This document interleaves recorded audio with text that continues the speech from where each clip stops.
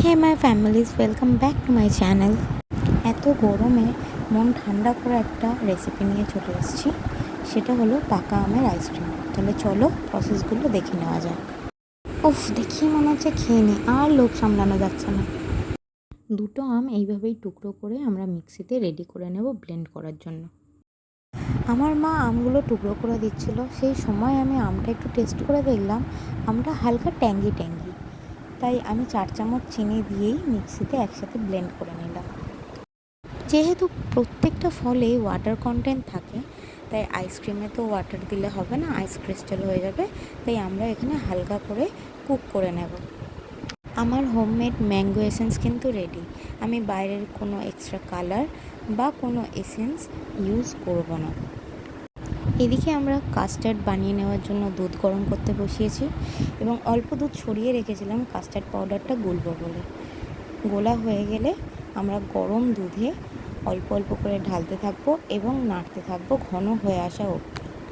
এবার তোমাদের প্রশ্ন, আইসক্রিমে কাস্টার্ড কেন? অ্যাকচুয়ালি কাস্টার্ডটা ভীষণ ভালো একটা ফ্লেভার দেয় আইসক্রিমটাকে এবং টেক্সচারটা ভীষণ স্মুথ করে দেয়। বক করতে করতে আমার কাস্টার্ড রেডি, এবার নামিয়ে ঠান্ডা করে নেব। একটা পাত্র নিয়ে নেব, যেটা আমি আগে থেকে ফ্রিজে রেখে ঠান্ডা করে নিয়েছি। এবার নিয়ে নেব 250 ml হুইপড ক্রিম। এবার ইলেকট্রিক বিটার দিয়ে ভালো করে আমরা হুইপড করে নেব। হুইপড করতে করতে প্রায় 2 থেকে 3 মিনিটের মধ্যেই ক্রিমটা ডাবল হয়ে যাবে আর এরকম স্মুথ একটা এফেক্ট চলে আসবে ক্রিমটার মধ্যে।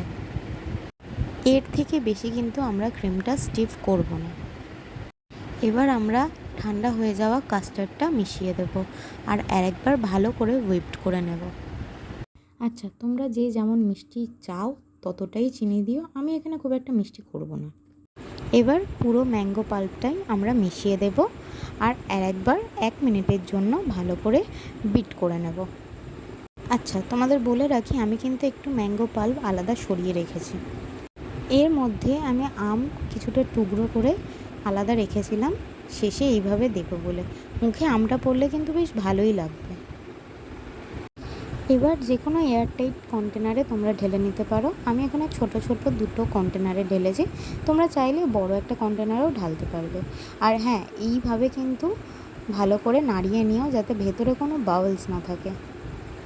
আমি যে বলেছিলাম ম্যাঙ্গো পাল্প আমি আলাদা সরিয়ে রেখেছি, ঠিক এইভাবে ডেকোরেশন করার জন্য।